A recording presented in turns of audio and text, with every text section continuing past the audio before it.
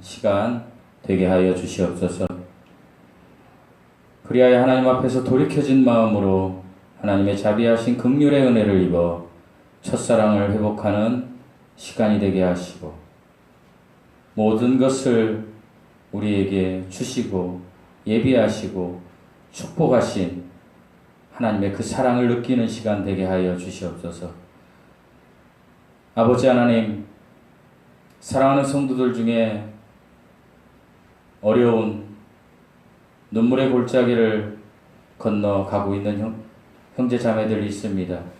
그들을 찾아가서 위로하시고 하나님의 한없는 은혜를 이 시간 예배를 통하여 부어주시고 그 어려운 마음을 하나님 만져주시고 치유하여 주시옵소서.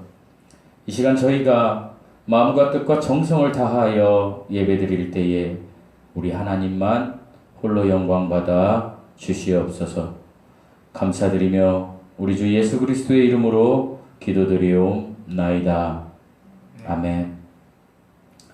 오늘 보실 하나님의 말씀은 구약 역대하 33장 1절에서 25절 말씀입니다. 그런데 제가 11절에서 12절 말씀만 낭독해 드리도록 하겠습니다. 오늘 본문은 역대하 33장 1절에서 25절 말씀입니다. 여러분이 예배 끝난 후에 집에서 한번 묵상해 보시고 저는 11절에서 12절 말씀을 낭독해 드리도록 하겠습니다. 여호와께서 아수르 왕의 군대 주의관들이 와서 치게 하심에 그들이 므낫세를 사로잡고 쇠 사슬로 결박하여 바벨론으로 끌고 간지라.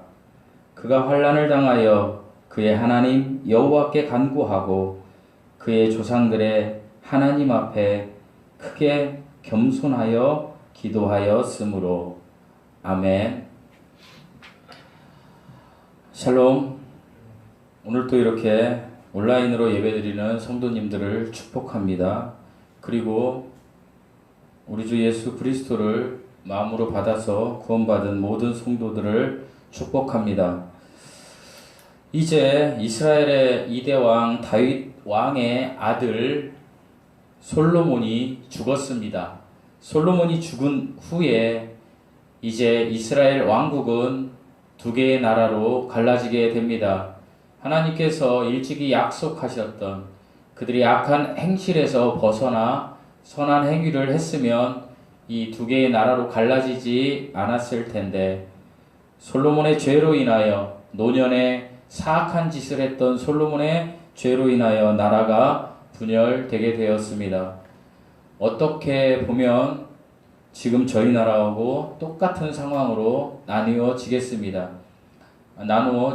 되었습니다. 북쪽에는 북이스라엘이라는 나라가 생겼고 그리고 남쪽에는 남유다라는 나라가 생겼습니다.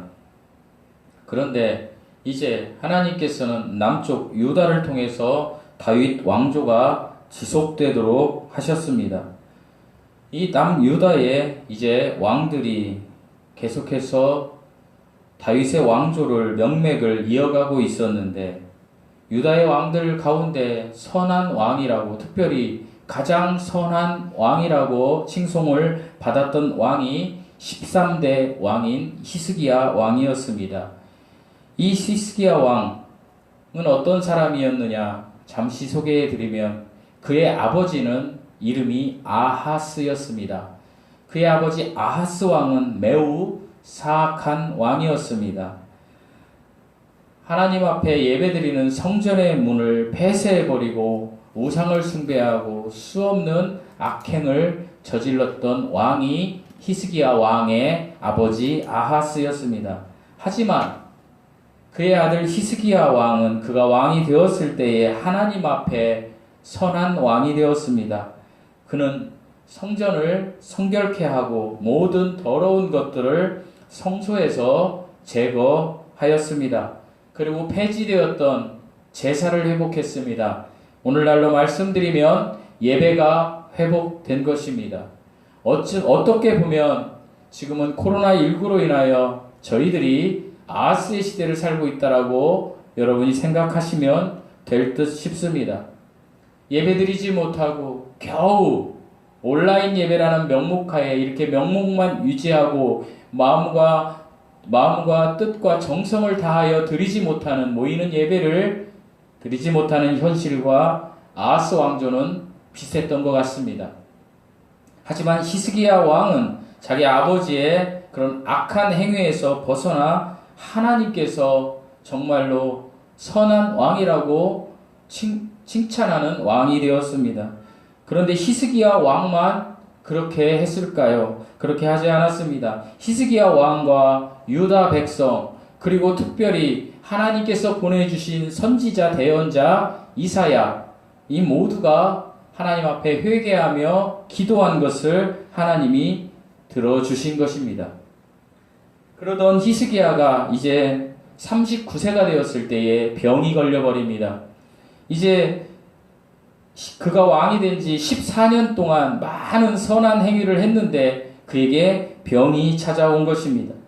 병이 찾아왔을 때 히스기야는 눈물로 기도하기 시작합니다. 하나님 앞에 눈물로 기도하며 자기의 삶에서 하나님이 선한 왕이라고 이야기했지만 그래도 아직도 자기에게 교만함이 있었던 것에 대한 회개를 하며 하나님 앞에 눈물의 기도를 합니다. 그럴 때에 하나님은 이사야 선지자를 통하여 히스기야 왕의 생명을 15년 동안 연장해 주십니다. 병을 고쳐주시고 15년의 삶을 더 연장해 주십니다. 그래서 히스기야가 남유다의 왕으로 29년을 다스리고 54세 저하고 똑같은 나이입니다. 54세에 하나님의 품에 안기게 되었습니다. 죽었다는 것입니다. 선한 왕이었던 히스기야가 죽고 이제 그의 아들 므낫세가 왕이 되었습니다. 유다의 14대 왕이 된 것입니다. 그런데 이 므낫세가 왕이 되었을 때 나이가 겨우 12세, 그러니까 12살이었습니다. 무슨 말입니까? 여기서 우리가 얻을 교훈이 무엇일까요? 히스기야가 죽을 병에 걸렸을 때 죽어버렸으면 므낫세는 태어나지 않았을 것입니다. 왜 그렇습니까? 히스기야가 병에 걸려서 삶을 연장받은 것이 15년이었기 때문입니다. 그러니까 그 15년 사이에 므낫세가 태어난 것입니다. 특별히 므낫세의 어머니의 이름은 헵시바라고 합니다. 여러분 헵시바라고 하면 듣기에도 좀 기분이 좋지 않습니까? 이 헵시바의 뜻은 그녀가 나에게 기쁨이 되다 이런 뜻이 있었다라고 합니다. 유대 전승에 따르면 히스기야가 매우 사랑했던 왕비 중에 왕비가 헵시바였다라고 합니다. 매우 아름다웠을 것입니다. 그래서 이 헵시바를 사랑했기 때문에 그 사랑의 열매로 므낫세가 태어난 것입니다. 하나님께서 생명을 연장해 주신 아버지의 그 은혜로 인해서 므낫세가 태어난 것입니다. 이렇게 하나님의 은혜로 태어난 므낫세가 그렇다면 어떻게 살았습니까? 어떻게 살았을까요? 마땅히 하나님 앞에 아름다운 삶을 살았어야 이것이 아름다운 소설이나 동화로 전개될 것입니다. 그러나 선한 왕이었던 히스기야 왕의 아들 므낫세는 하나님 보시기에 악한 왕이었습니다. 그의 할아버지 아하스를 따라서 그의 할아버지 아하스보다 더 악한 왕으로 기록되었습니다. 이스라엘의 왕 중에 가장 악한 왕으로 역사에 기록된 왕이 북이스라엘에는 아합 왕입니다. 그리고 남유다에는 바로 오늘 히스기야 왕의 아들 므낫세입니다. 므낫세가 가장 악한 왕이었다라는 것입니다. 사랑하는 성도 여러분, 저는 오늘 본문을 통하여 제가 소개해드릴 이 므낫세 왕의 삶을 살펴보면서 하나님이 싫어하는 삶과 하나님이 좋아하는 삶, 이 두 가지를 므낫세의 인생을 통해서 여러분과 한번 나누어 보려고 합니다. 첫째로 므낫세의 삶을 통하여 우리가 알 수 있는 하나님이 싫어하는 삶은 우상 숭배하는 삶입니다. 특별히 오늘 33장 1절에서 11절 말씀은 므낫세가 왕이 되고 그가 악한 행위를 했던 것에 대해서 하나님이 기록하고 있습니다. 므낫세가 12세의 왕이 되어서 이제 55년을 다스립니다. 아주 긴 시간이었습니다. 그리고 그가 67세에 하나님 품으로 이제 죽어버렸습니다. 하나님 품으로 들어갔다라는 얘기는 제가 이제 나중에 이야기하겠지만 므낫세가 회개하고 하나님께서 그를 받아들였기 때문에 므낫세는 죽어서 악한 왕이었지만 하나님의 품으로 들어갔다라고 이렇게 제가 단정지어서 이야기합니다. 아무튼 므낫세는 55년 동안 매우 악한 행위를 하는데 그것이 1절에서 11절에 기록되어 있고 아이러니하게도 므낫세의 이름의 뜻은 잊어버리다라는 뜻이 있습니다.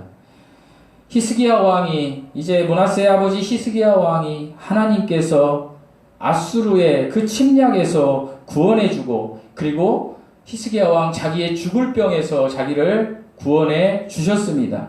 어찌 보면 히스기야 왕은 그 너무나 심한 눈물의 골짜기 그 아픔을 잊어버리게 되었다는 그 고백을 하면서 그 아들의 이름을 므낫세라고 지었던 것 같습니다. 그러나 너무나 아이러니하게도 이 므낫세 왕은 아버지 히스기야 왕의 하나님을 향한 그 신앙과 믿음을 잊어버린 것입니다. 잊어버려야 할 것은 잊어버리지 않고 하나님을 향한 것은 잊어버린 것입니다. 어찌 보면 오늘날 우리들의 삶과 우리들의 인생과 똑같은지 모르겠습니다.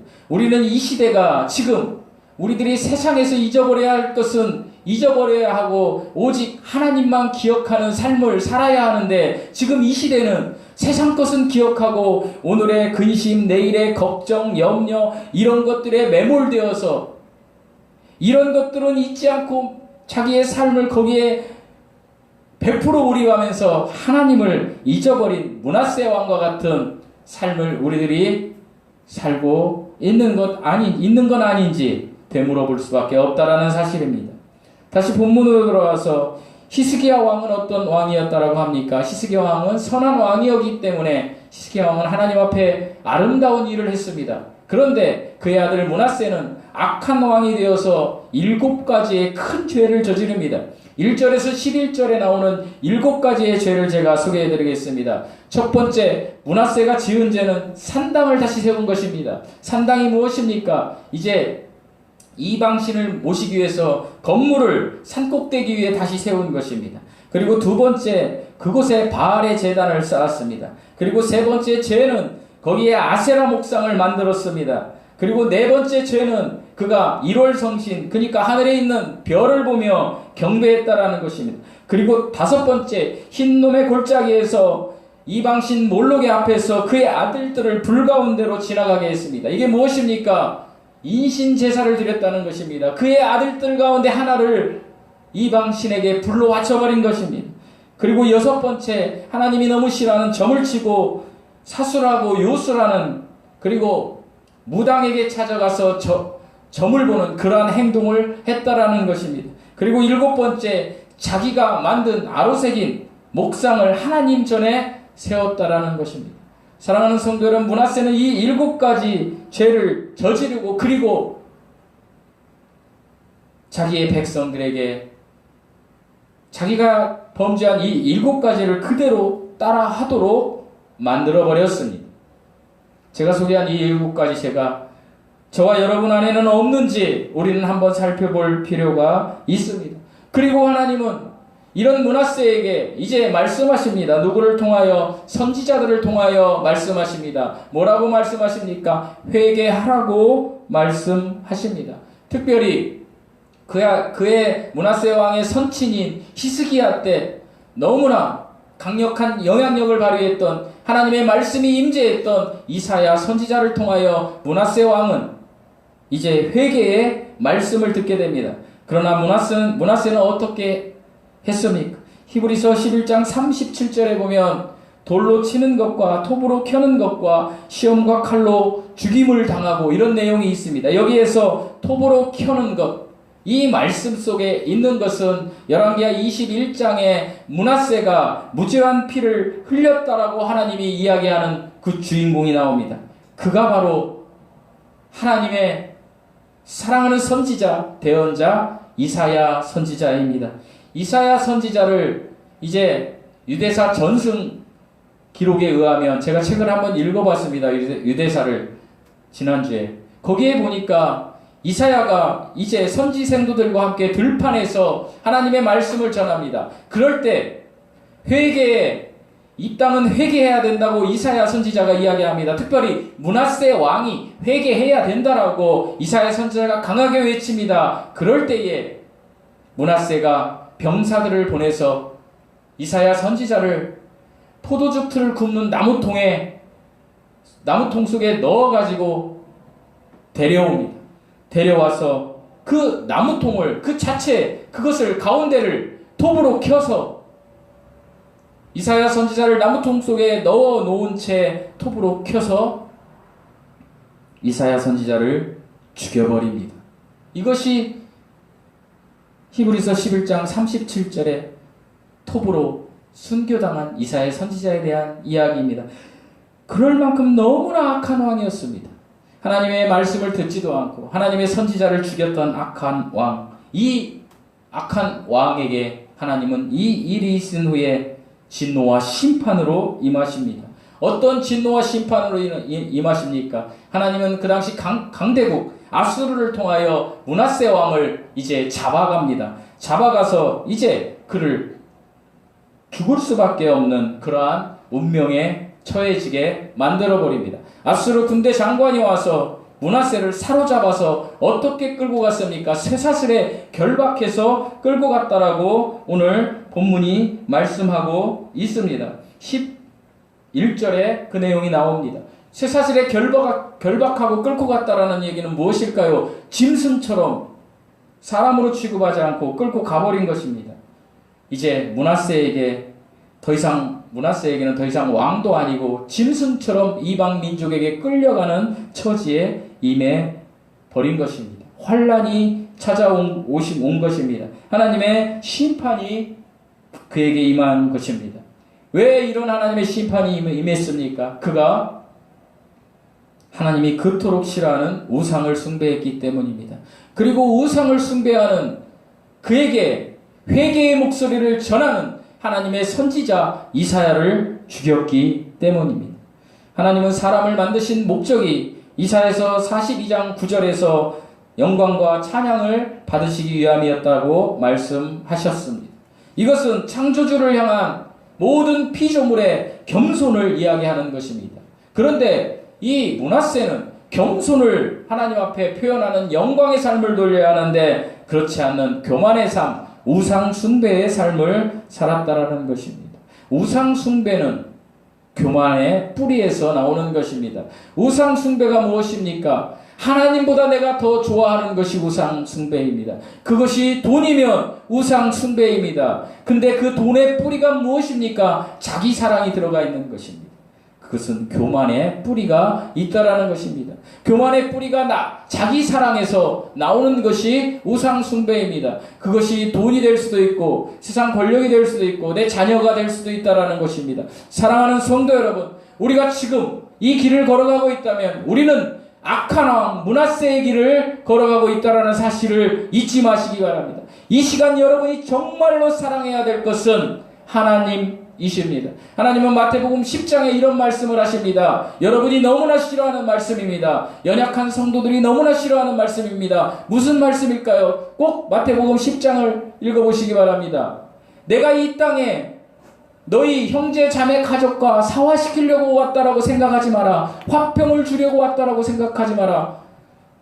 그렇게 말씀하시면서 하나님이 이렇게 이야기하십니다. 예수님이 나보다 자기 가족을 사랑하는 자는 악을 행한 자라는 것입니다. 이 말뜻이 무엇입니까? 이 세상에 있는 어떤 사람도 사람을 사랑해서 그 사람을 자기보다 더 사랑할 수 없다라는 것입니다. 모성애가 가장 크다라고 사람들은 이야기합니다. 그런데 모성애도 자기 사랑보다 크지 않다라는 사실이 세상에 있는 학자들에 의해서 밝혀졌습니다. 사람을 자녀와 함께 계속해서 굶겨놓으면 결국에 자기 자녀를 삶아서 잡아먹는 것이 인간의 본성이라는 것입니다. 그러니까 인간은 자기 속에 끊임없는 자기 사랑이 있다는 것입니다. 그것을 마태복음 10장에서 하나님이 우리에게 이야기해 주신 것입니다. 하나님을 사랑해야만 사람을 사랑할 수 있는 힘이 나온다라는 것입니다. 그걸 하나님은 너무나 잘 알고 계시기 때문에 저와 여러분에게 우상 숭배하지 말고, 십계명의 첫 계명 우상 숭배하지 말고 먼저 하나님을 사랑하라는 것입니다. 사랑하는 성도 여러분, 여러분의 삶이 지금 돈을 쫓아가고 있습니까? 여러분의 삶이 지금 자녀를 쫓아가고 있습니까? 여러분의 삶이 지금 남편을 쫓아가고 있습니까? 여러분의 삶이 지금 세상에 어떤 여러분을 구해줄 그 힘 있는 사람, 권세자를 향해서 쫓아가고 있습니까? 멈추십시오. 멈춰야만 합니다. 멈추시고 하나님을 바라봐야 합니다. 이것이 회개입니다.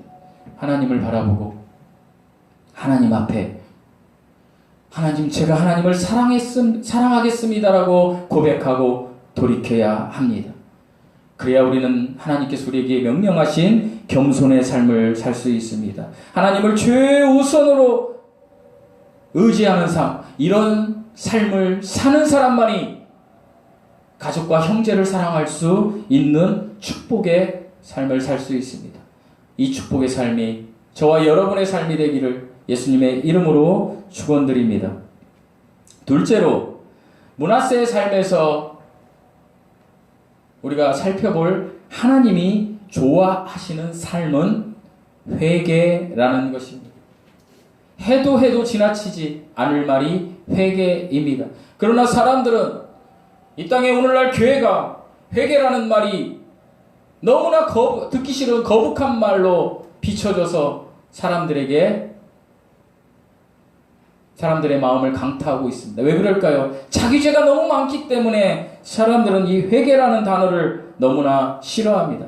하지만 하나님은 이 회개의 삶을 사는 사람을 가장 아름다운 삶, 좋아하는 삶을, 하나님이 좋아하는 삶을 살아가는 사람이라고 인정해 주신다라는 것입니다. 특별히 12절에서 20절 본문을 보면 므낫세 왕의 회개가 나옵니다. 그가 매우 악한 삶을 살다가 마지막 노년에, 바벨론에 끌려갔다 온 마지막 노년에 60대 중후반에 그의 삶이 이제 끝날 그 지경에 그가 회개를 하게 됩니다. 무엇에 회개하게 됩니까? 무엇 때문에? 그가 당한 환난, 수치와 치욕, 짐승처럼 끌려갔던 그 수치, 치욕, 많은 백성들이 보는 앞에서 쇠사슬에 묶여서 채찍에 맞으며 끌려가는 자신의 모습, 그 수치, 치욕, 왕이었던 자가 그것, 그리고 이제 죽을라나 기다리는 그 공경에 처해진 므낫세, 그 감당할 수 없는 환난을 당한 므낫세가 그 순간 하나님을 찾게 됩니다. 그리고 하나님께로 돌아옵니다. 하나님만이 절대 주권을 가지고 계신 분이고 하나님의 말씀을 지켜야 된다는 사실을 므낫세가 환난이 왔을 때 깨달은 것입니다. 사랑하는 성도 여러분, 우리가 환난이 오기 전에 우리는 매일매일 하나님께 돌이켜지는 삶을 살아야 합니다. 저와 여러분의 인생에 어떤 환난이 올지 모릅니다.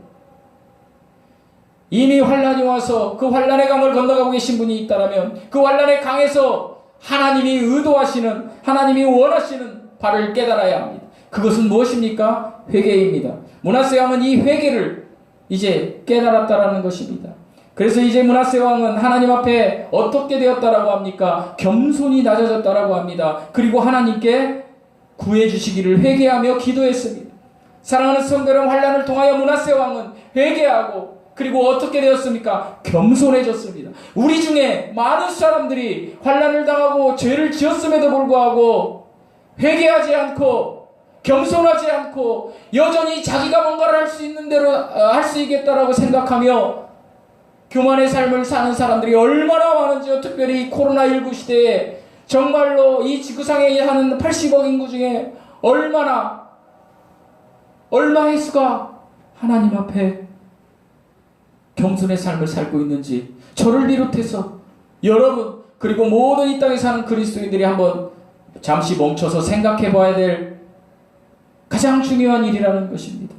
하나님은 므낫세 왕이 그토록 악한 행위를 했지만 그가 회개하고 그리고 그 열매로 겸손해져서 기도할 때 므낫세의 기도를 들어주셨습니다. 제가 므낫세 왕의 기도문을 외경에서 찾아보았습니다. 그리고 므낫세 왕의 기도를 제가 적어왔습니다. 므낫세 왕이 이제 죽음에 직면한 그 상황에서 어떻게 기도했는지 제가 적어온 것을 낭독해 드릴 테니까 므낫세는 그런 사람이야 라고 생각하지 말고 저 기도가 나의 기도. 왜요? 이 기도를 하나님이 들어주셨으니까 나의 기도가 되게 해달라고 여러분 이 시간 잠시 눈을 감고 제가 므낫세 왕의 기도를 읽어드릴 때에 그 기도의 주인공이 나라고 생각하며 하나님 앞에 기도하는 시간을 좀 가졌으면 좋겠습니다. 므낫세 왕의 기도입니다. 눈을 감으시기 바랍니다. 제가 범죄하였습니다. 하나님, 제가 범죄하였습니다. 제가 행한 악한 일들을 고백합니다. 제가 하나님 당신께 구하오니 하나님, 제가 진심으로 기도하오니 저를 용서하여 주시옵소서. 하나님, 제발 저를 용서하여 주시옵소서. 하나님, 저의 죄로 인하여 저를 죽이지 마시고 제게 영원히 분노하지 마시고 제게 재앙을 쌓지 마시옵소서. 하나님, 저를 정죄하시어서 땅속 깊은 데 빠지지 않게 하시옵소서. 당신은 회개하는 이들의 하나님이 되시나이다. 하나님, 비록 저는 그것을 받을 자격이 없지만 하나님의 자비하신 긍휼로 친절을 제게 보여주시옵소서. 그리하면 제가 이제 사는 동안에 하나님께 영광을 돌리고 찬양을 하리이다. 눈을 뜨시기 바랍니다. 이것이 므낫세 왕의 기도의 고백이었습니다. 기도가 안 된다라고 하시는 분들이 있습니다. 그러면 므낫세 왕처럼 기도하십시오. 왜요? 하나님이 들어주셨다라고 합니다. 그런데 그 전제가 꼭 필요합니다. 회개하셔야 됩니다. 회개는 하나님께로 내 삶을 돌이켜보는 것입니다. 이제 회개한 므낫세 왕은 성전에 있던 우상들을 제거하고 예루살렘 모리아산, 시온산입니다. 감람산입니다. 예수님께서 다시 재림해서 오실 산, 그 모리아산에 쌓은 우상의 제단들을 다 빻아서 성 밖으로 내버립니다. 그리고 하나님께 드리던 성전의 제단을 다시 보수하기 시작합니다. 그리고 거기에서 하나님 앞에 화목제와 감사제를 드립니다. 그리고 모든 백성들에게 하나님만 섬기라고, 하나님께 회개하고 하나님만 섬기라고 명령합니다. 그래서 백성들이 이제 하나님만 섬기게 됩니다. 므낫세 왕은 회개 후 자신의 삶을 하나님의 영광을 위하여 사는 방향으로 전환한 것입니다. 회개가 삶의 열매가 된 것입니다. 사랑하는 성도 여러분, 이스라엘의 가장 위대한 왕은 솔로몬이라고 합니다. 그리고 가장 악한 왕은 지금 므낫세라고 그동안 많은 설교를 여러분이 들으셨을 것입니다. 그런데 우리가 발견할 수 있는 귀한 사실이 있습니다. 솔로몬 왕은 일생 동안에 수년 동안 풍요를 누리고 하나님 앞에 인정받았지만 그의 노년에 하나님이 경노하고 진노하고 심판의 자리로 들어갔다라는 것입니다. 그가 구원을 받지 못했다라는 것은 아닙니다. 그가 구원을 받았지만 너무 부끄러운 구원을 받았다라는 것입니다. 왜 그렇습니까? 그가 회개하지 않았기 때문입니다. 그런 반면에 므낫세 왕은 열왕기하 21장을 보면 지옥에 갈 자였습니다. 죽어버릴 자였습니다. 그러나 역대하 오늘 우리가 본 본문 33장에서 므낫세는 회개한 왕이었습니다. 67년을 살며 거의 60몇 년을 가장 악하고 사악한 왕이었지만 그의 노년에 어떻게 했다라고 합니까? 하나님께로 돌이켰다라고 합니다. 므낫세에게는 환란이 축복이 되어버리는 것입니다. 사랑하는 성도 여러분, 지금 환란을 겪고 계십니까? 어려움을 당하고 계십니까? 하나님의 간섭하심으로 알고 이제 하나님께로 돌이키십시오. 이것이 회개합니다. 회개입니다. 정말 중요합니다. 여러분, 회개하지 않으면 반드시 죽습니다. 우리의 영이 죽어서 아무것도 할 수가 없습니다. 회개하셔야 됩니다. 하나님 앞에 회개하고 돌이키는 자는 므낫세 왕처럼 긍휼의 은혜를 받을 수 있습니다. 하지만 회개하지 않으면 긍휼의 은혜를 받을 수 없습니다. 하나님은 우리에게 이렇게 말씀하십니다. 나를 존귀히 여기는 자는 내가 존귀히 여길 것이지만 나를 존귀하게 여기지 않는 자는 내가 그를 존귀하게 여기지 않을 것이다. 사랑하는 성도 여러분, 저는 여러분이 하나님이 존귀하게 여기는 분들이 되기를 원합니다. 그렇다면 여러분의 지금 위치 삶에서 내가 얼마만큼 하나님 앞에 고람되어 하나님 앞에서 내가 얼마만큼 정직하게 살았는지 한번 생각해보고 돌이켜야 한다는 것입니다. 저와 여러분이 그런 삶을 살았으면 좋겠습니다. 그럴 때에 하나님이 우리의 삶을 축복의 삶으로 바꾸어 주실 것입니다. GPS라는 기기가 있습니다. 이것은 우주에 있는 작은 기기에게 신호를 보내서 위치를 탐색하는 것입니다. 위성의 신호를 잡는 시스템이라는 것입니다. 이것이 GPS입니다. 이 GPS가 가장 많이 활용되는 것이 오늘날 차량에 붙어있는 내비게이션입니다.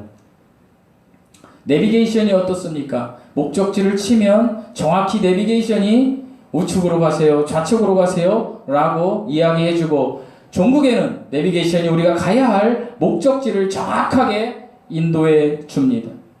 성도의 인생도 마찬가지입니다.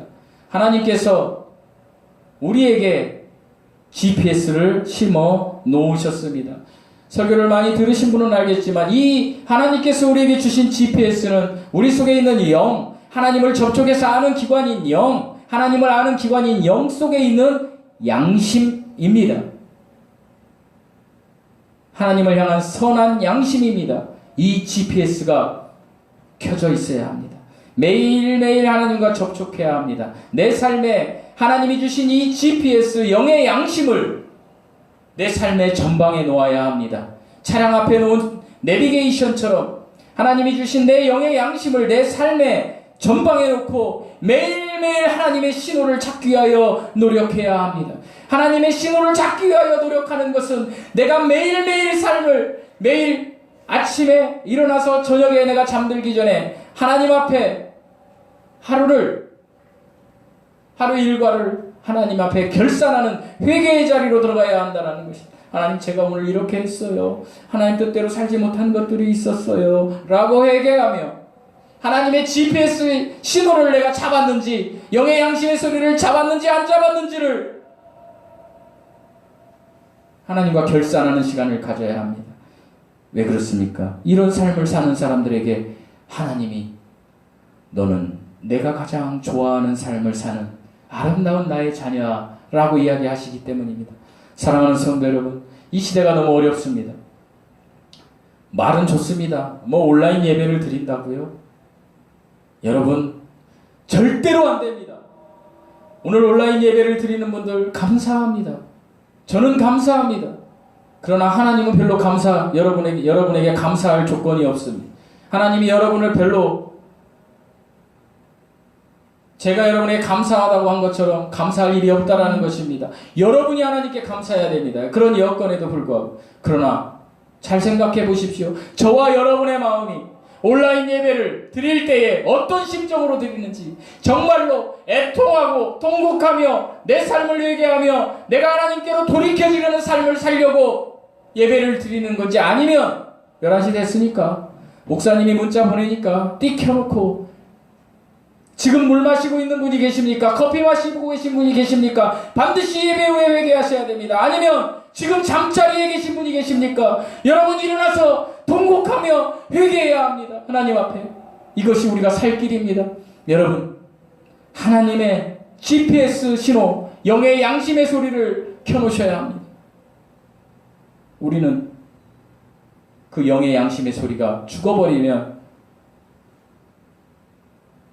우리의 삶 또한 끝난 것이라는 사실을 알아야 합니다. 므낫세 왕은 왜 그렇게 살았대? 아닙니다.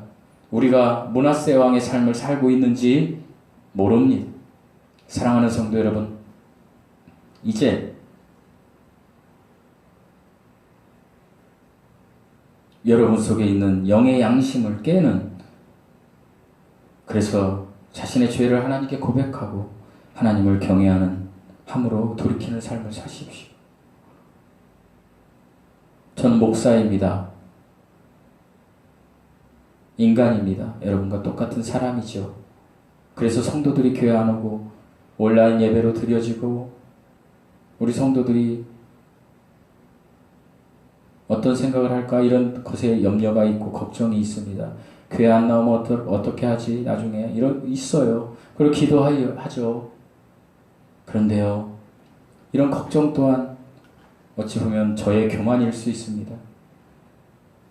제가 이런 걱정을 한다고 여러분께 회개하라고 이야기했는데 여러분이 그냥 듣고 스쳐 지나가고 먼 후에 하나님의 결산의 날이 왔을 때에 여러분이 회개에 합당한 삶을 살지 않았을 때에 여러분이 어떤 결산을 해야 될지 저는 두려움이 많습니다.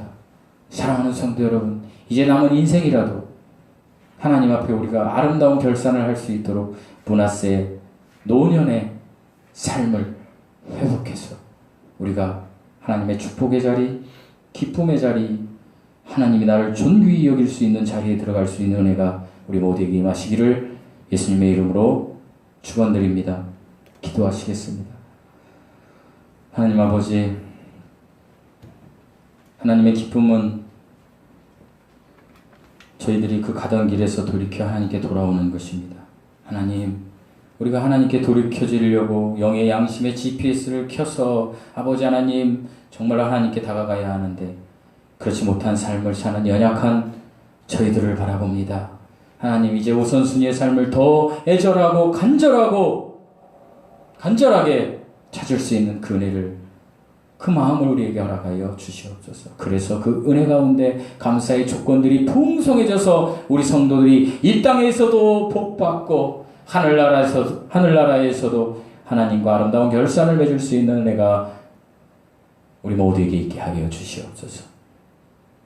이제는 우리 주 예수 그리스도의 은혜와 하나님의 사랑과 성령의 교통하심이 사랑하는 성도들 위해 지금부터 영원토록 함께 하시기를 우리 주 예수 그리스도의 이름으로 축복드리고 기도드리옵나이다.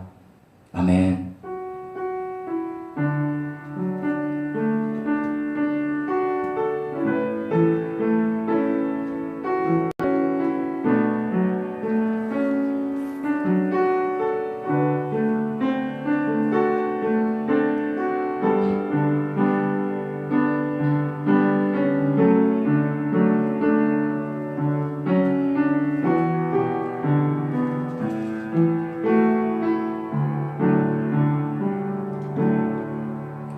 예배 마쳤습니다. 교회 소식 말씀드리겠습니다. 이제 온라인 예배를 이제 당분간 드리는데 우리가 모여서 예배 드릴 수 있는 때가 되면 제가 문자 드리고 별도로 이렇게 연락을 드리도록 하겠습니다. 그동안 기도와 말씀을 중단하지 않는 삶을 꼭 사시기 바랍니다. 축복의 비결입니다. 다음 주가 이제 설 연휴로 들어가는데 벌초하러 이렇게 가시는 분들이 계신데 오가는 길에 안전하게 다녀오시기 바라고요. 저는 여러분을 위해서 계속 기도하겠습니다. 기도할 테니까 뭐 기도의 제목이 있거나 이런 게 있으면 저한테 별도로 연락 주시면 더욱 그것을 위해서 기도하겠습니다. 오늘 예배 참석해 주셔서 너무 감사드립니다. 그 소식 마치겠습니다.